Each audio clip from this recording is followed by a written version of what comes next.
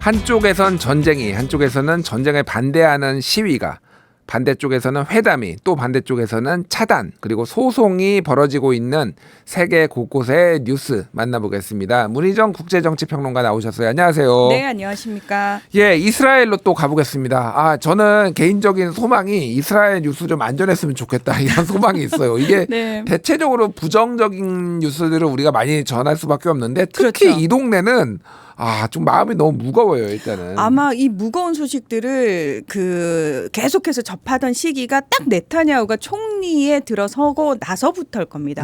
훨씬 심해졌습니다. 그렇군요. 예. 어쨌든 그런데 못 참아. 이스라엘 사람들도 이제 못 참나 봐요.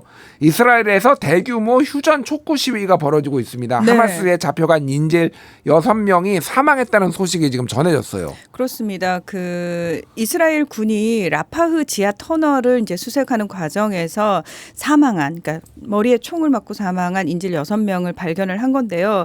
이제 이스라엘 군 조사에 따르면은 이스라엘 군이 투입되기 하루나 이틀 전에 이제 사망을 한 것으로 보입니다. 근데 이것과 관련해 가지고 사실은 이 6명 중에서 3명이 지난 7월에 휴전 협상 단계에서 만약에 협상이 성사가 됐다면은 풀려날 수 있었던 사람들이었어요. 그러니까 이거는 네타냐후 총리가 휴전 협상을 하지 않음으로 인해 가지고 애꿎은 생명이 사망을 한 거기 때문에 이제 정말 시민들이 들고 일어난 거예요. 그래서 이스라엘 국민이 1,000만 명이 안 되거든요. 예. 그런데 이스라엘 전역에서 70만 명이 넘는 사람들이 쏟아져 나왔습니다.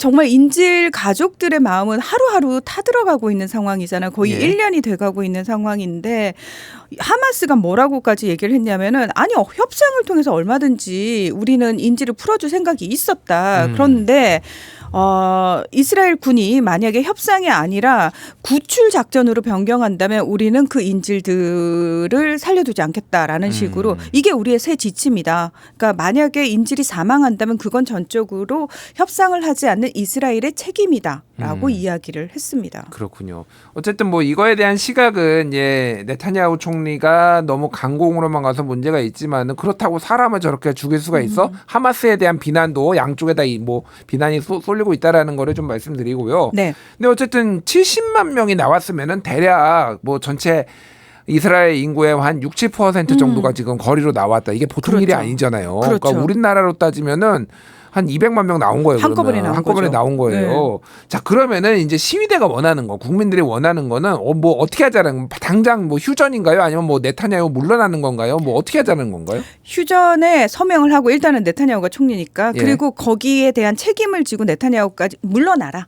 우리가 새로 선거를 해가지고 총리를 뽑겠다까지도 이야기를 하고 있는 상황이고요. 예. 지금 현재 네타냐후는 아시다시피 이제 극우 정당들하고 손을 잡아가지고 연립정부 구성해서 본인이 총리를 하고 있잖아요. 그리고 심지어 지금 전쟁과 관련된 결정은 신속하게 내려야 되기 때문에 전시내각이라고 해서 이제 딱 소수의 몇 명으로 꾸려져 있는데 거기에 이제 국방장관이 들어가 있는데 국방장관이 원래는 네타냐후 같은 강경 쪽이었는데 이 인질 사망 이후에 여론이 너무 안 좋아지니까 국방장관도 돌아섰어요.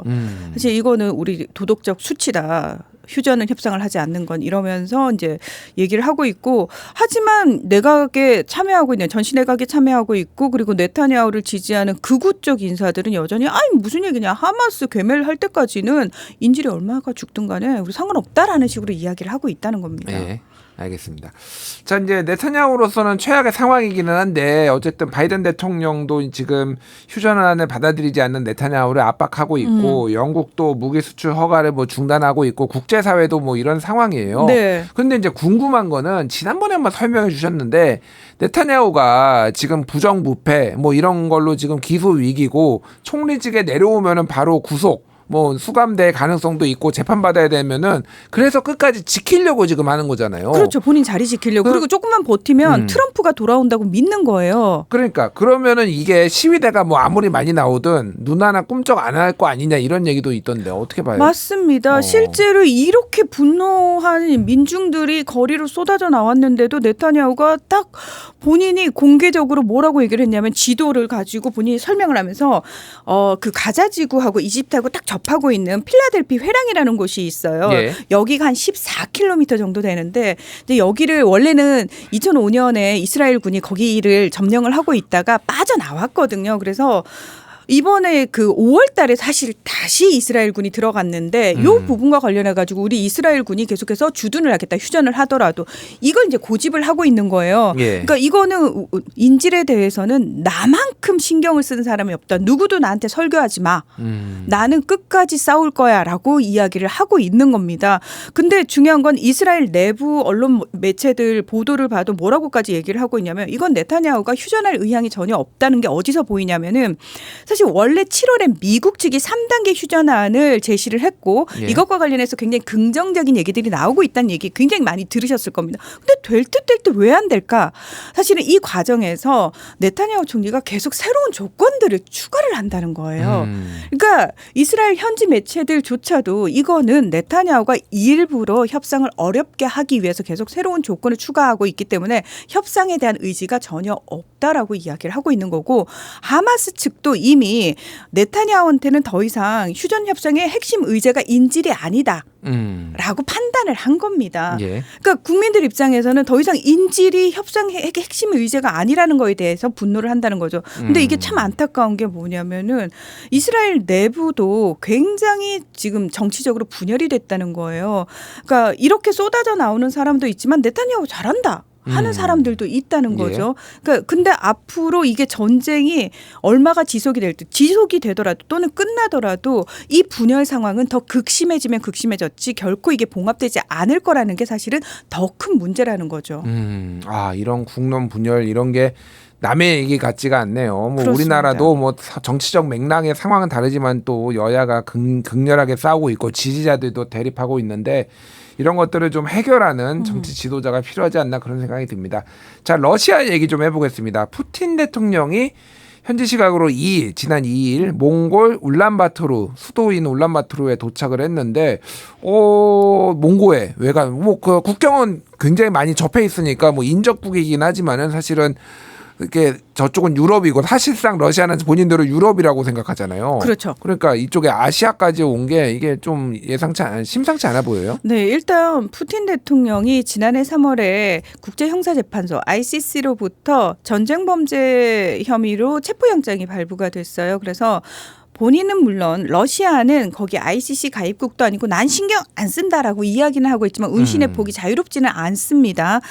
그래서 뭐 중국, 베트남, 북한 요 정도 움직이다가 이제 몽골을 간 거예요. 예. 자, 몽골이라는 나라는 건국 초기부터 사실은 당시 소련의 영향을 굉장히 많이 도움을 많이 받았고 친러시아 성향입니다. 그렇죠. 게다가 몽골이라는 나라가 인구수가 별로 많지가 않은데 전력 부족 사태라든지 에너지 부족 이런 거 문제로 굉장히 심각한 상황이거든요.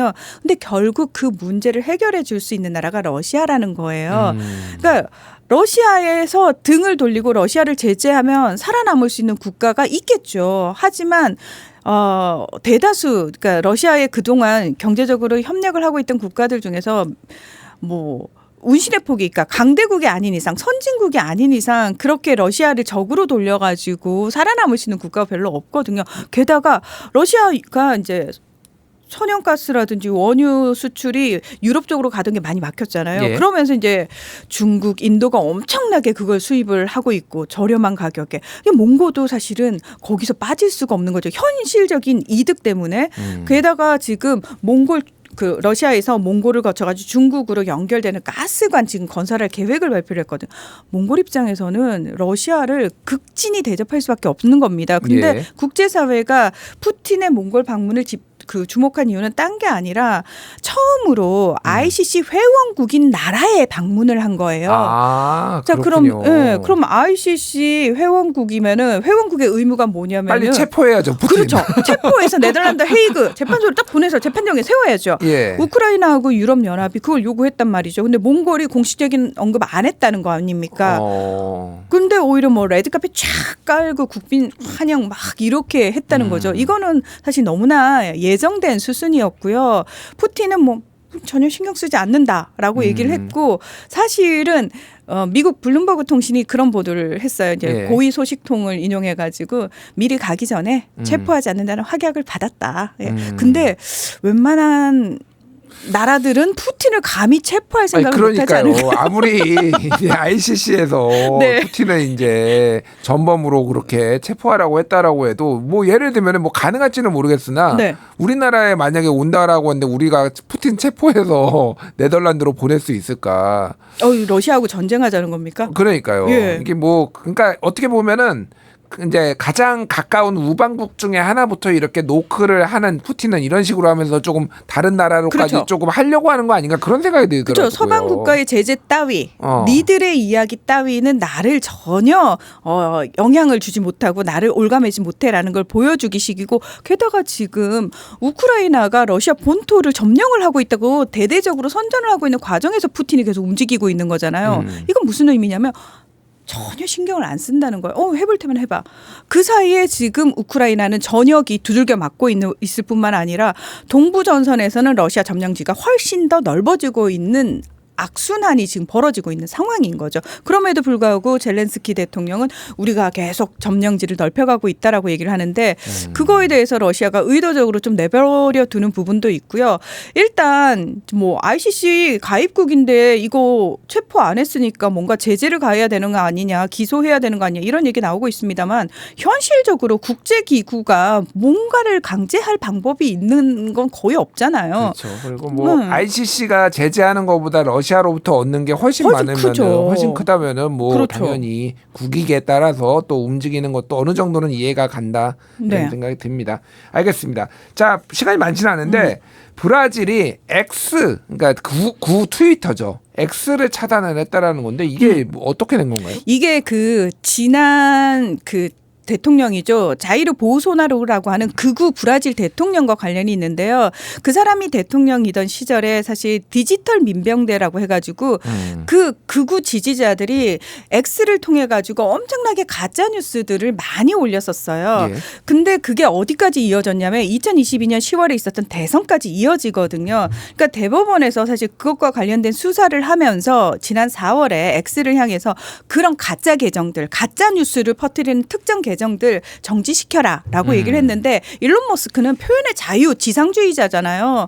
무슨 얘기냐? 나는 그런 독재 행위에 가담할 수 없어. 표현의 자유를 뭐 억압하는 거야. 이러면서 맞섰단 말이죠. 예. 그러니까 브라질 대법원이 그래? 그러면은 이거 X 정지 안 하는 계정 정지 안 하는 그 순간부터 하루에 478만 원씩 벌금을 매일 먹일 거야라고 얘기를 했거든요. 근데 그 벌금이 지금 엄청나게 쌓여 있는 상황에서 지난달 30일 날 대법관이 딱 이 얘기를 했어요. 자, 이제부터 X 서비스 중단. 네. 그러니까 이제 머스크가 난 거기에 동참하지 않겠다 이러고 막 난리를 치는데 스타링크를 통해 가지고 우회 접속할 수 있다고 막 얘기까지 했거든요. 예. 근데 중요한 건 그래? 그럼 스타링크도 우리나라에서 운영을 못하게 우리가 서비스 중지시켜버릴 거야 라고 가니까 머스크가 일단은 꼬리를 살짝 내리기는 했어요. 예. 그래서 알겠다. 우리 이제 스타링크를 통해 가지고 우회 접속하는 거는 안 하겠다라는 식으로 이야기를 하고 있는데 지금 브라질 인구의 5분의 1 정도가 이 X를 사용을 하고 있는 상황이거든요. 그래서 여기에 룰라 대통령까지 나서 가지고 아무리 세계 최고의 부자라고 해도 극우 이데올로기를 마음껏 이렇게 퍼뜨리게 할 자유는 없다. 브라질은 거기에 대해서 제동을 걸겠다. 그리고 브라질에 왔으면 브라질의 법을 지켜라. 이겁니다. 대단하네요. 예전에 브라질 법원이 또 텔레그램도 압박해가지고 범죄적 정보 안 내놓으면 중단시켜버리겠다 그렇죠. 해가지고 굴복시킨 적이 있는데 다른 나라에도 이게 가능할지 여부는 저희가 다음에 한번 또 짚어보도록 하겠습니다. 자, 공간 칼럼 공방 섹션 국제편 이렇게 마무리하겠습니다. 문희정 평론가님 감사합니다. 네, 고맙습니다.